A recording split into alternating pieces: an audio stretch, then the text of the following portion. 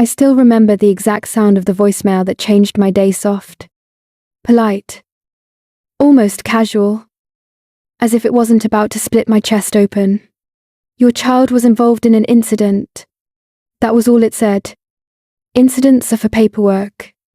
For adults with pens and forms and patient voices. But when you're a single mum, incident means alarm bells. It means your pulse slams against your throat before your mind has time to catch up. I didn't think. I didn't breathe. I just moved. Rain hammered the windshield as I sped out of the cafe parking lot. Apron half-tied. Hands shaking on the steering wheel. My mind tried to make sense of what could have happened. But fear drowned out logic. In the space between one red light and the next, I imagined everything: blood, broken bones, my daughter alone and terrified. That's what motherhood does. It makes your imagination cruel. I don't remember locking the car. I barely remember running inside the school. What I do remember is the first thing I saw: my daughter, Mia, sitting outside the principal's office. Backpack on the floor. Hands twisted into the sleeves of her sweater, like she was trying to disappear inside herself. Her eyes weren't red. She hadn't cried. And somehow, that scared me more. I crouched in front of her, brushing wet hair from her face. "Sweetheart," I whispered. "What happened?" Her voice came out small, swallowed. "It wasn't my fault. Mom, I just told him to stop before I could ask who him was." The door behind her opened, and that's when I saw him. A man stepped out of the principal's office with the kind of presence that makes the air go quiet. Tall, dark suit, no tie, shoulders that carried a tension I couldn't name. The kind that doesn't come from a stressful job, but from a stressful life. He didn't look at the hallway, or the walls, or the floor. His gaze went straight to me. It wasn't curiosity. It wasn't judgment. It was assessment, sharp, deliberate, as if he was scanning for weaknesses or threats. I felt it in my stomach. A slow tightening, like someone had reached inside and pulled. "You must be her mother," he said. Not a question. A conclusion. "Yes," I answered, though my voice trembled enough that I hated myself for it. "Who are you?" He looked down at a boy beside him, a boy about Mia's age, whose eyes darted anywhere except mine. Then the man lifted his gaze again. "I'm Caleb's father," he said. "Adrian Vale." Something in the way he said his name made it feel like a final truth, like there were no further explanations needed. The principal rushed forward, trying to soften the air between us with diplomatic words. A misunderstanding. A playground argument. Both kids defending someone smaller. But nothing the principal said mattered, because Adrian Vale wasn't listening to him.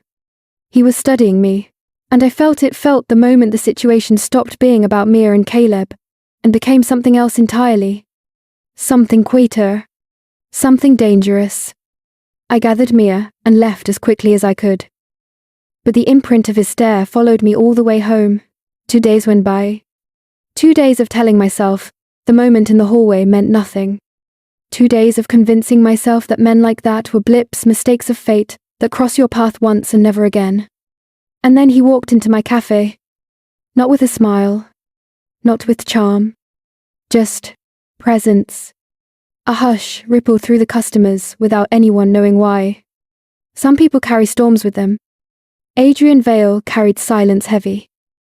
Unsettling. Impossible to ignore. He stepped up to the counter and said, in a voice low enough to feel, rather than hear, "Black coffee." That was it. No greeting. No acknowledgement that we had met before. But he didn't look away. He watched me the entire time I rang up the order. The entire time the machine hummed.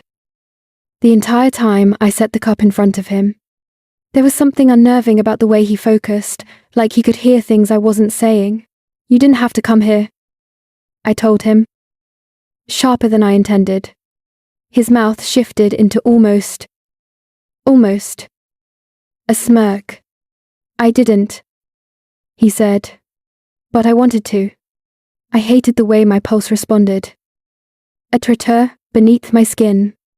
I wiped my hands on a towel, tried to build distance with words. If this is about the kids, it's already handled. Not quite. His eyes didn't waver. My son likes your daughter. He doesn't like anyone. I wasn't sure if it was a compliment or a warning. And that's my problem, he added. Because I need to know who she's learning kindness from. I froze. Kindness. It wasn't what I expected. Not from a man who looked like he didn't know softness even existed. And who taught her to throw punches, he asked. Despite myself. A laugh slipped out tight. Startled. Nervous.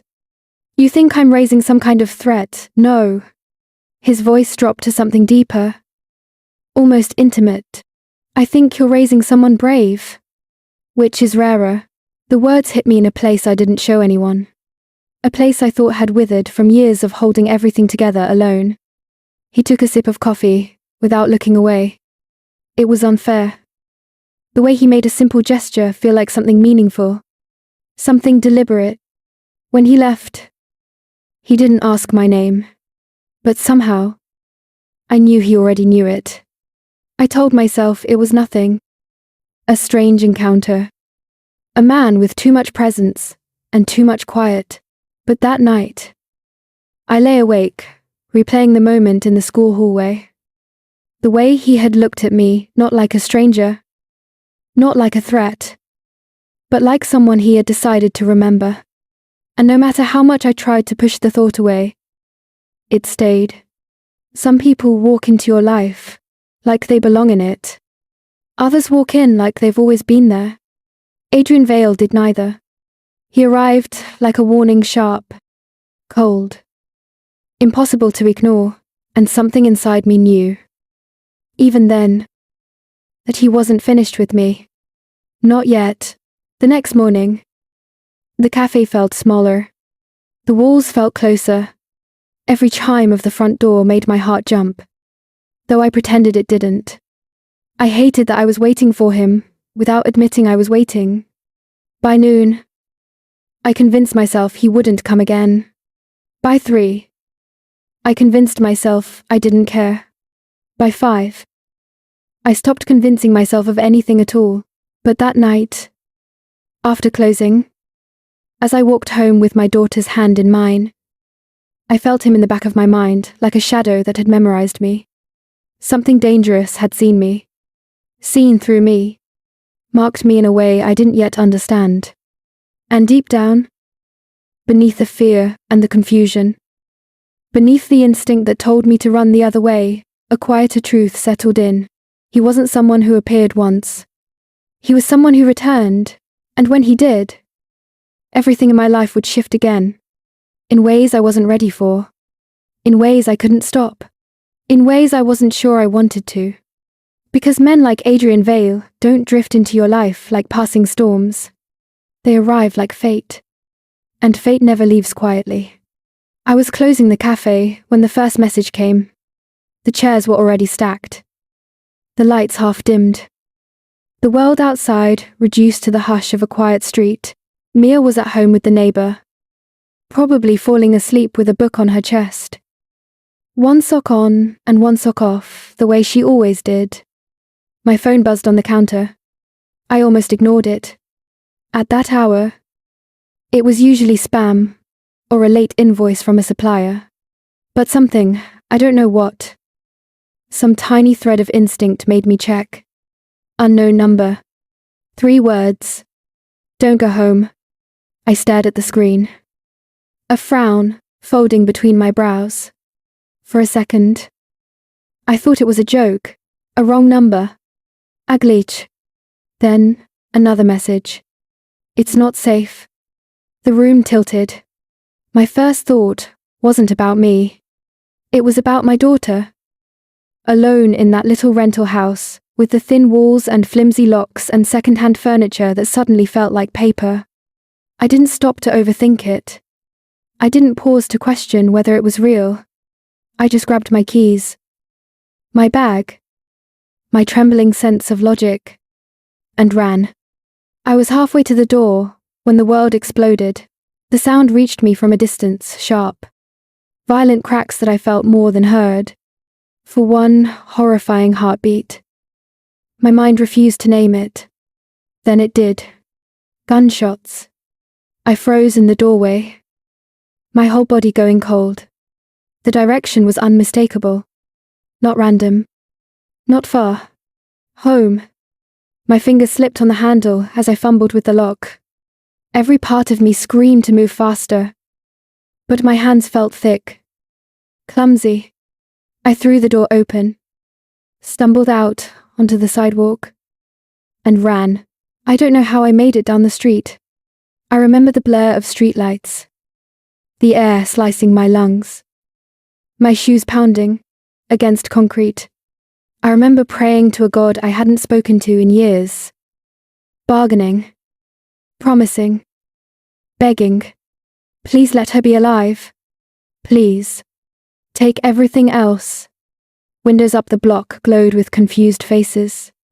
A dog barked. Somewhere. A car alarm blared. I turned a corner and saw my house. One window shattered. The front door half open. Silence where there should have been noise. Mia! I screamed. My voice broke against the night. Then, like a miracle, I heard it a high, panicked sob from the alley beside the house. Not inside. Not surrounded. Outside. I ran toward the sound. She was there. In the narrow space between our building and the next. Pressed against the brick.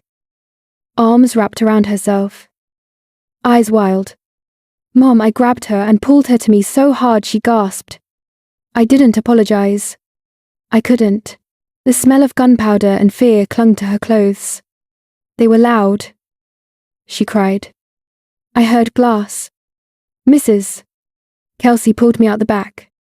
But then she went to check, and I didn't let her finish. Because at the end of the alley, a car rolled into view. Black. Windows tinted. Headlights off. Every muscle in my body tensed. For one terrible second, I thought it was over, that this was the part where we ran and didn't make it. Then the back door of the SUV opened. He was inside. Adrian Vale, get in, he said. No explanation. No greeting. Just command cold and absolute. Mia clung to me. Shaking. Every instinct I had warred inside me. Run. Fight. Hide. Don't trust him. And yet, a colder, clearer voice cut through the panic. There are bullets in your walls. Who warned you? He did. I tightened my grip on Mia and shoved her into the back seat. Climbing in after her, the second the door slammed shut, the car lurched forward, tires screeching as we tore away from the curb. I twisted in my seat, heart racing so hard, it hurt. What the hell is happening? I demanded. Who are you? What did you drag us into? Adrian's eyes stayed on the road, hand steady on the wheel. You're locked. The reason you're still alive, he said quietly. Rage flared. Hot and blinding. That's not an answer. It's the only one that matters right now. We drove through streets I didn't recognize, turning down side roads, cutting through industrial areas, sliding beneath overpasses. The city blurred into streaks of darkness and neon. At one point, I saw flashing lights in the distance, sirens converging on the place we'd just left. My house. My old life. On fire. Mia leaned into me, breathing in ragged gulps. I stroked her hair, trying to steady her when I couldn't even steady myself. How did you know? I asked, trying to keep my voice from snapping. How did you know they were coming? Adrian didn't answer at first.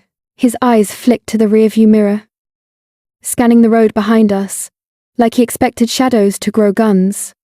Finally, he said. Because they weren't after you. Something in my chest froze. So who were they after? I whispered. He glanced at me.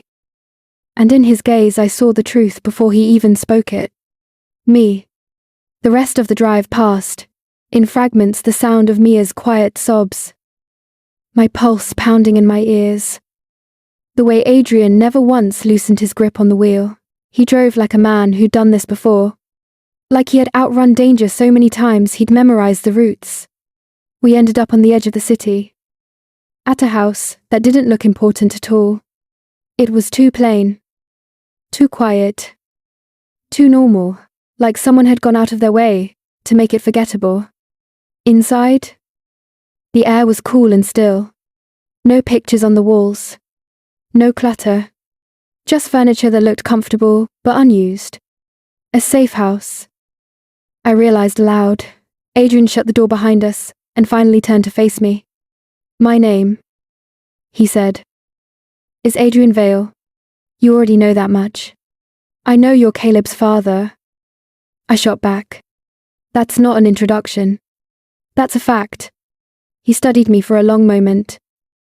Like he was deciding how much truth I could tolerate without breaking. Then he stepped closer. People think of me as a businessman, he said. Someone with investments, contacts, too much money and not enough public profile. He paused. That's not the full story. My skin prickled. So, tell me the full story. He didn't flinch. He didn't look away. I run a syndicate, he said softly. Organized crime. Territory. Distribution. Debts. I'm the man people call when they don't want to say my name out loud. The room tilted again. The floor felt too far away. You're Mafia, I said, the word strangling on its way out. If that makes it easier to file. Sure. Anger hit me like heat. So, this is what you do, I snapped. You terrorize people. Then show up at their cafes like you're just another customer. I don't terrorize you, he said. His voice suddenly sharper. I protect you. Protect me, I laughed. But there was no humor in it. My house has bullet holes because of you. His gaze darkened. No, he said. Your house has bullet holes because my enemies missed. There's a difference. Silence sat between us. Heavy and ugly. Mia had fallen asleep on the couch. Exhaustion finally dragging her under, seeing her there. Small and crumpled. Hurt more than anything. I lowered my voice.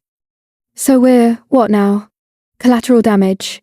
Adrian's eyes softened. Just barely. Your leverage, he said. That's worse. His honesty stunned me. It continued. Quieta now. They saw me at the school. At your cafe. They watched me walk into your life. Men like the ones who fired those shots don't care about coincidence. They care about weakness. If they thought you mattered to me, we don't. I cut in. We barely know you. He held my gaze. Unblinking. And didn't say a word. He didn't have to. Because the truth was there, in every warning text.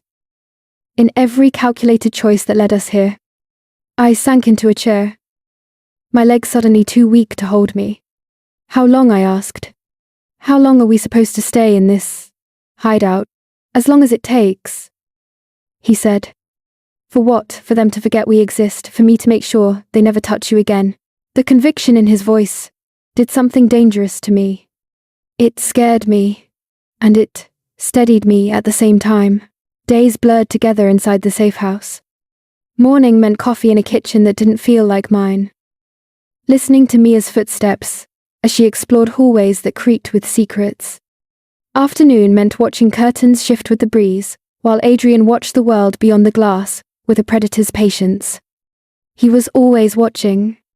The doors. The windows.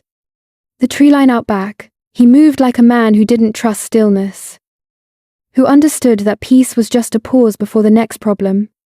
Mia warmed to him faster than I did. She would sit at the table with her crayons, and he would ask questions that made her light up about the story she drew, the heroes she invented, the colors she chose. He listened like her answers mattered, like he wasn't the kind of man who made decisions that broke lives. Sometimes he laughed. It was a small sound, rusty from disuse, but real, the kind of laugh that seemed to surprise him as much as us. Once, I walked into the living room and saw her asleep on the couch, her head resting against his leg while he read something on his phone. He wasn't touching her, but his eyes kept drifting down, checking that she was still there, still breathing. He looked softer, not harmless, never that, but human. At night, I'd catch him out on the back porch, shoulders outlined against the dark, cigarette ember glowing at his fingertips.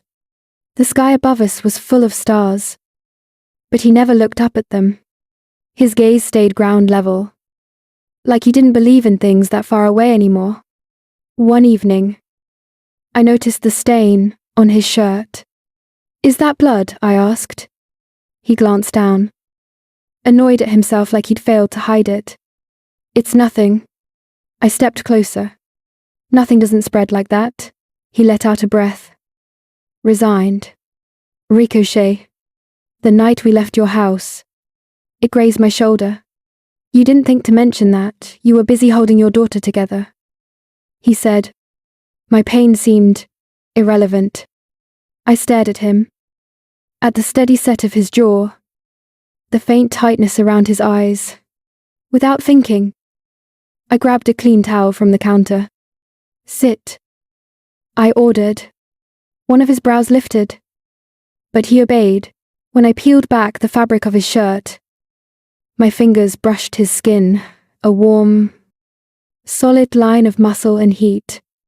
The wound was ugly but shallow, an angry red streak skating across his shoulder. I dabbed the antiseptic too hard. He hissed through his teeth. "You enjoying this?" "A little," I admitted. Something like a smile tugged at his mouth. For a second, the world narrowed to the space between us. My hand on his shoulder, his breath shallow under my touch, the weight of all the things we weren't saying. I should have pulled away. I didn't. His eyes lifted to mine, and there was something unguarded there, something raw and aching, and unexpectedly honest. "You're braver than you think," he murmured. "Or dumber," I said softly. "Or both." We didn't move. We didn't speak. We just existed in that fragile, impossible moment where danger and comfort sat side by side, and neither one won. The night it all shattered. I woke to the sound of his voice. "Emma." My name. Low and urgent in the darkness. I jerked upright. He was in my doorway, silhouette cut sharp against the faint glow from the hallway. "Get up," he said. "Don't talk. Just move." Adrenaline shot through me. What? He shook his head once. Now. I didn't argue. I grabbed Mia, still half asleep and confused, and wrapped a blanket around her. The floor was cold under my feet. The air felt wrong, too tight, too thin, like the house itself was holding its breath. In the distance, I heard it. Engines. More than one. "What's happening?" I whispered. "Someone inside my organization talked," he said, guiding us down a narrow back corridor I hadn't noticed before. "They found the house." Fear clawed up my throat. "How do they even know about us?" His reply was a knife. "Because they saw me choose you." We reached a heavy door at the end of the passage. He unlocked it, hand steady, even as the echo of tires on gravel grew louder. "They think you matter," he continued. "That alone makes you a target." Gunfire cracked outside. Mia flinched, burying her face in my neck. Adrian stepped in front of us as we slipped into the darkness beyond the door.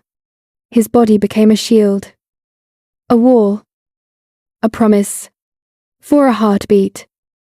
I saw him not as the man who had brought danger into my life, but as the only thing standing between that danger and everything I loved. I realized then, with a clarity that stole my breath, I wasn't just caught in his world. I'd been chosen by it. By him. And there was no going back. We didn't stop driving until the sky started to lighten. The world outside the windshield blurred into a smear of dark trees and pale road lines. The kind of emptiness that feels like the edge of a map. Mia slept with her head in my lap in the back seat. Every pothole making her arms tighten around me. I smoothed her hair over and over. The repetitive motion, the only thing keeping me from unraveling. Adrian didn't speak. His hand stayed locked on the wheel. Knuckles pale. Yafset. Every now and then I saw him wince. Just for a second. Before he forced the expression away, as if pain was an inconvenience he wouldn't allow himself. When he finally turned off the main road onto a narrow, winding lane. Dawn was just a bruise on the horizon. The lake appeared slowly out of the fog. A sheet of grey glass framed by dark pines. The cabin was small. Wood weathered. Porch sagging slightly, that particular kind of isolation that looks peaceful from far away and haunted up close. He killed the engine. The sudden silence rang in my ears. "We'll stay here," he said. It wasn't a suggestion. Inside. It smelled like dust and cold wood and something faintly metallic. He locked the door behind us with a series of practiced movements. Muscles moving on memory. Only when Mia curled up on a threadbare couch and finally passed out again did I see it clearly, blood seeping through the side of his shirt. "You're hurt," I said. "I'm fine. You always say that right before, almost passing out." He opened his mouth to argue, then thought better of it. Instead, he sat at the small kitchen table with the exhaustion of someone who hadn't let himself rest in years. Up close?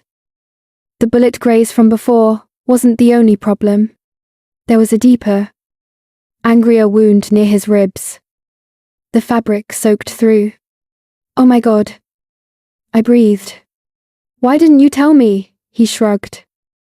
Eyes half-lidded. "You were busy keeping your daughter alive. I didn't want to distract you. I found a first aid kit under the sink. Of course there was one. Safe houses were stocked with the essentials for survival. Not comfort. My hands shook as I cleaned the blood. But the shaking wasn't from the wound. It was from the fact that I cared. Every time he flinched. I did too. When I pressed gauze over the worst of it. His breath hissed between his teeth. "Sorry," I murmured. He gave a rough half-laugh. "I've had worse. Not the flex you think it is." He went quiet. I taped the bandage in place. Fingers brushing the ridges of old scars along his side, some thin and silver. Some thicker. Jagged. Stories I didn't know, and wasn't sure I wanted to. "How many times?"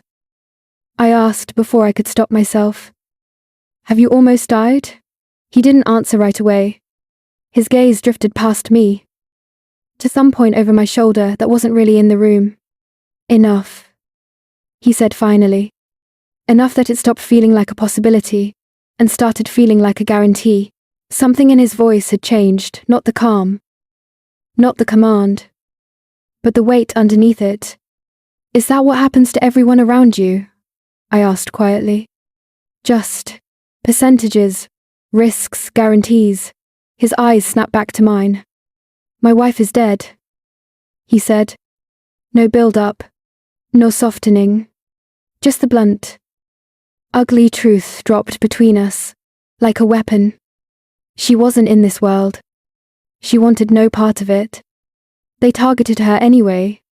Because of me. The air left my lungs. "And Caleb's mother?" I asked.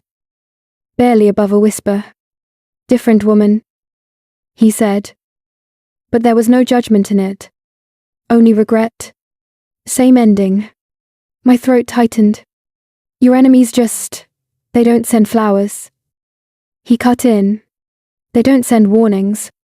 They look for anyone I care about and remove them. Permanently.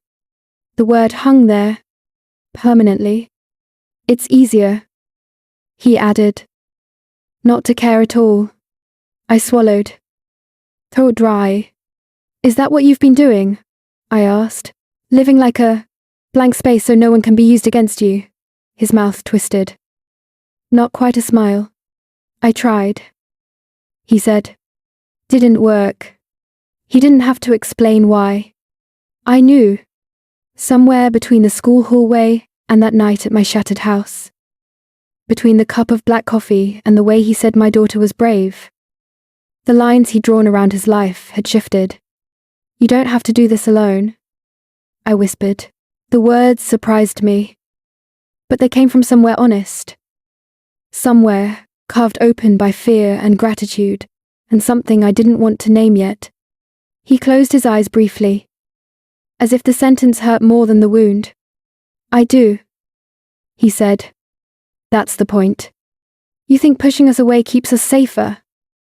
I said, but we're here anyway. We're already in it. That's exactly why I can't let this become what you think it is. He replied, voice low. The more you matter. The more dangerous it gets, the more you matter. My heart did that stupid, traitorous thing again. We sat there, in the dim kitchen. The lake a pale smear through the window. Mia's soft breathing muffled from the other room.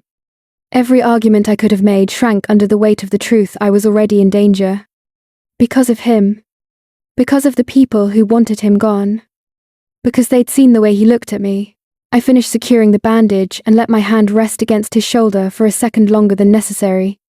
His skin was hot under my palm. His eyes dropped to where we touched.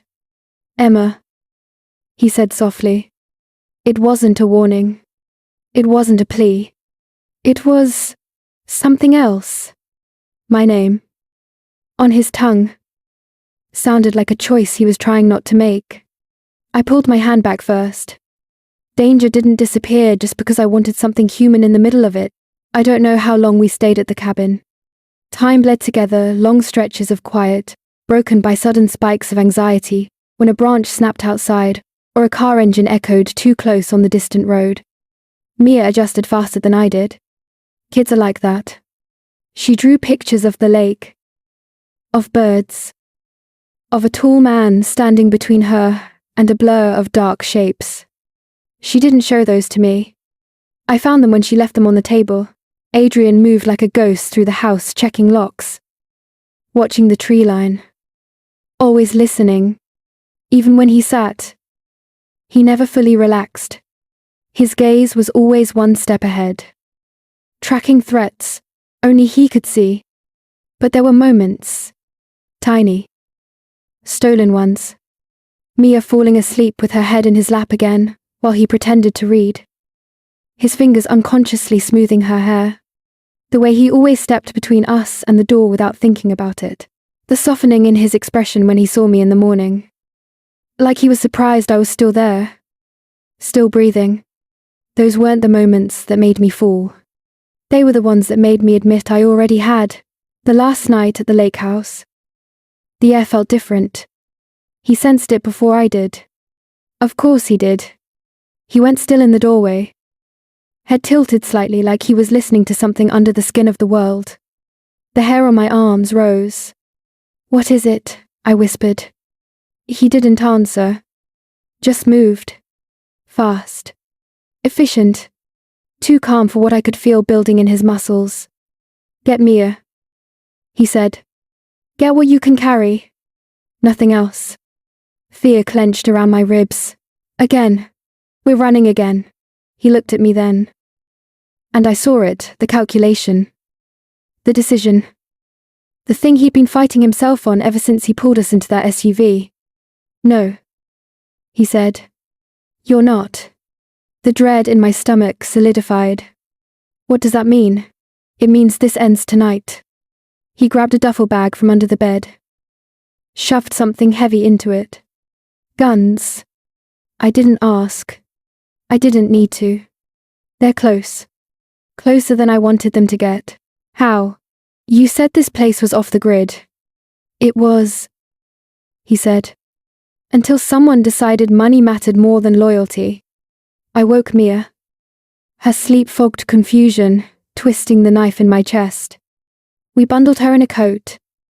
Shoes shoved on the wrong feet. Adrian led us through the back of the cabin. To where the trees began. There's an old service road, he said. It runs parallel to the lake. Somewhere along it, you'll find a car. I stashed one there a long time ago. Keys in the visor. Head south. Don't stop in any town big enough to have more than one traffic light. I stared at him. You're not coming with us. It wasn't a question. If I go with you, they follow, he said. If I stay, they stay with me. The logic was brutal and airtight. Adrian, he stepped closer. So close I could see the strain in his eyes. The exhaustion. The fear he'd never name. I told you, he said quietly. Everyone I care about becomes a target. You don't get to say things like that and then send me away. I do, he said. It's the only thing I get to do right. Lights flickered through the trees, then faint at first. Then sharper. Headlights cutting through branches. Engines more than one. Mia pressed her face into my stomach. Trembling. He put a hand on her head. Just for a second. Something passed over his face. A flicker of something so raw it made my throat ache. Go with your mother, he told her. Don't look back. She clung to him instead. Come with us. He swallowed hard. I can't. You promised you'd keep us safe, she whispered. I'm keeping you safe, he said. His voice cracked on the last word. He pried her arms from around his waist and placed her hands in mine. Then he looked at me. If you hear gunfire, he said, you keep running. My eyes burned. I can't leave you. Yes, he said. You can. That's what makes you stronger than you think you are. The first shot cracked in the distance. He turned away before I could say everything I wanted to say. Everything I hadn't let myself feel until it was too late. We ran. Branches whipped against my legs. The ground uneven. Mia stumbling beside me as I half-dragged her toward a path I could barely see. Behind us. The quiet of the lake shattered into chaos shouts. More gunfire. The echo of a war I couldn't help fight. Every instinct screamed at me to turn around. Every step forward felt like betrayal. By the time we reached the old road and found the car, I was sobbing so hard I could barely see. My hand shook on the keys. The engine wheezed. Then roared to life. I forced myself to drive. When I finally turned back, hours later, when the sun was fully up and the news alerts were lighting up my phone, this is what I learned. There had been a shootout near the lake. Multiple arrests. A major organized crime figure in custody. They didn't need to say the name. I already knew. The next time I saw the cabin was in a picture. A grainy news image, with yellow tape and men in jackets talking into radios. On the porch, half covered by a sheet of plastic, was a gun I recognized. His. Adrian Vale had vanished into the smoke. 6 months later, I told people I was a widow. It was easier than the truth. Easier than explaining that the father in Mia's school file wasn't dead. Just gone. That the man who saved our lives wasn't someone I could bring up over coffee without changing the way people looked at me. We moved to a small coastal town. The kind where the biggest news was a storm rolling in or a sale at the local grocery store. I rented an apartment above a bakery that woke me with the smell of sugar every morning. I got a job at a little cafe that faced the ocean instead of a busy street. Mia made friends. She laughed more. I started to. Sometimes. At night. When the wind rattled the windows just right. I still heard gunfire in it. When someone closed a car door too loudly. My heart jumped. I checked the locks twice. Sometimes 3 times. Trauma doesn't care how safe your zip code is. Then one afternoon, there was an envelope in our mailbox. No return address. Just my name in handwriting I knew before my brain caught up. My hands went numb. Upstairs. I sat at the kitchen table, staring at it for a long time. Opening, it felt like opening a door I had boarded up on purpose. Inside, there was a single sheet of paper. No date. No greeting. Just, I'm alive. She's safe. That's all that matters. Below that, in smaller letters, don't come looking. Don't write back. The less they know about you. The longer I breathe. He hadn't signed it. He didn't need to. I didn't cry at first. I just sat there. The words blurring. The paper softening under my fingers as I read it again and again. Alive. Safe. 2 words that had haunted me in questions. 2 words. Finally given as answers. When the tears came, they weren't the panicked kind. Not the choking. Frantic ones I'd cried, in alleys and safe houses, and on strange roads with strange cars. These were quieta. Not fear. Release. I pressed the letter to my chest and sobbed for the version of myself who had stood in that cabin. Unable to say goodbye. For the man who had walked toward gunfire so my daughter could grow up somewhere with sea breeze instead of sirens. For the love I had never allowed myself to name out loud. Not until then, the night he came back. The cafe was almost empty. Winter had settled over the town. The kind that brought more wind than snow. More grey than white. I was wiping down a table near the window when the bell over the door chimed. I didn't look up right away. Just said, "We're closing in 10 minutes." The way I always did when we were quiet. Then a voice I had memorized in my bones said softly, "Then I'm right on time." I went still. My heart didn't just skip. It stopped. When I finally looked up, time did something strange. It folded in on itself. Past and present laid in the doorway. Adrian stood there. Smaller. Softer. Human in a way he had never been before. The sharp edges were still there, but dulled. His hair was shorter, threaded with grey at his temples. He wore no suit. Just a simple jacket and jeans that somehow made him look more dangerous because he blended in. His eyes, though, they were the same. Quiet. Heavy. Devastating. "You shouldn't be here," I said. But it came out as barely more than a breath. "I know," he answered. He stepped inside. The door closed behind him with a soft click that sounded too much like a final chapter. We didn't rush toward each other. There was no dramatic embrace. No movie script. Reunion. We just stood there, taking in the damage time had done, and the damage it hadn't. "You look different," I said. "Good." His mouth curved a little. "That was the point. How are you even?" "Out, I made a deal," he said. "Information for time. Enough to dismantle what I built. Enough to put a lot of very bad men where I should have been years ago."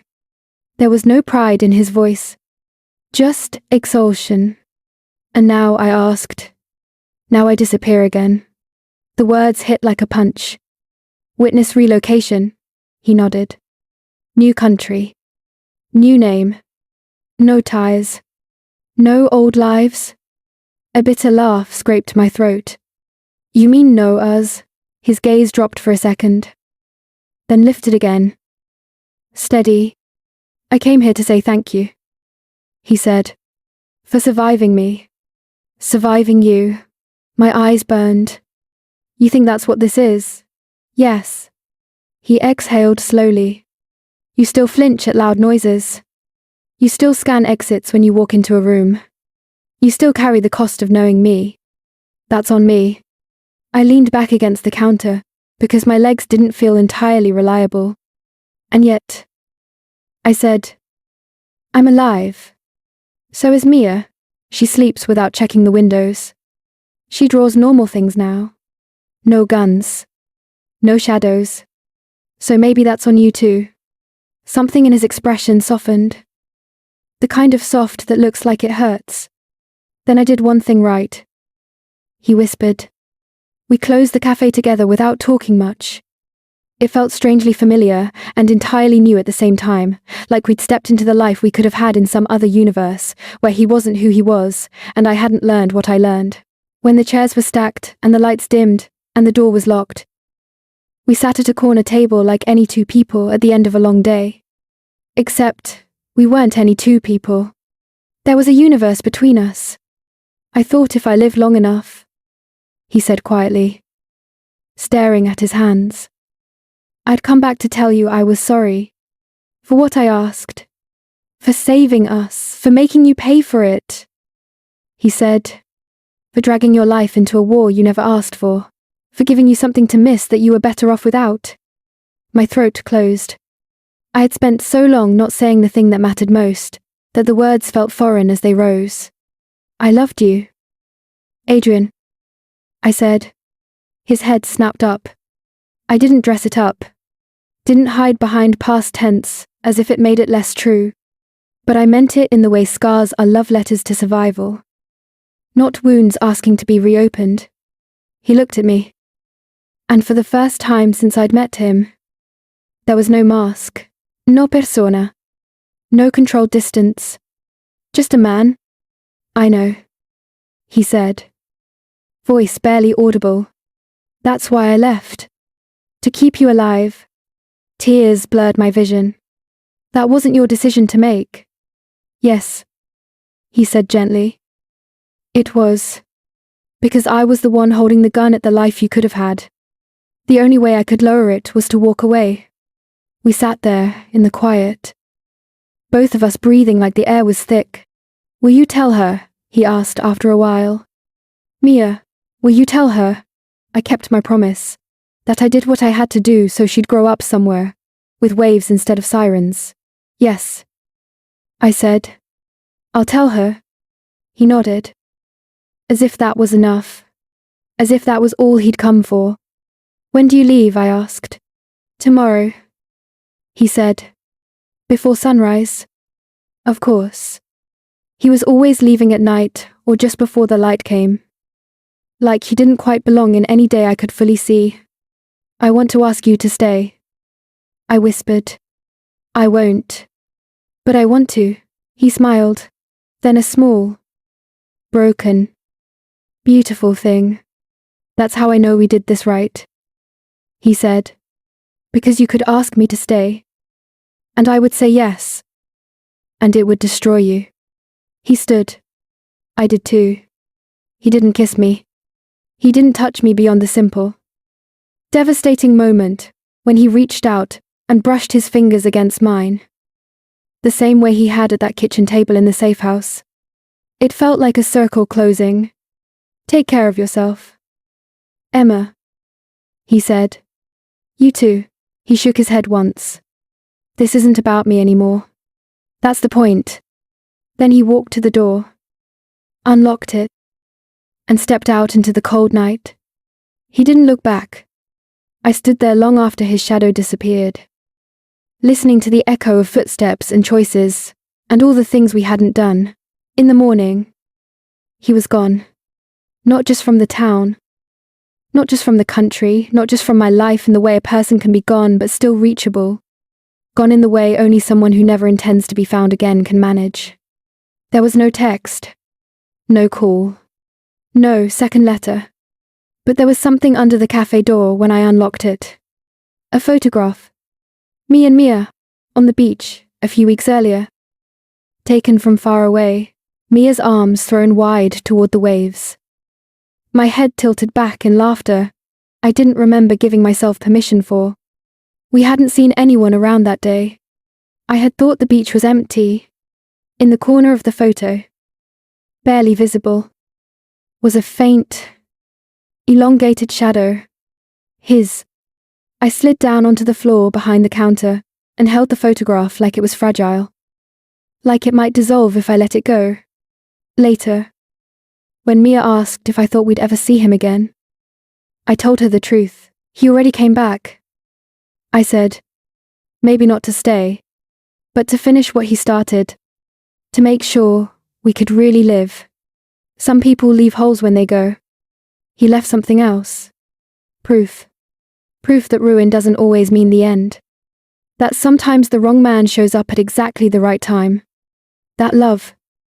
The kind born in fire and fear and impossible choices. Doesn't vanish just because it doesn't get the happy ending it wanted. It settles. It changes.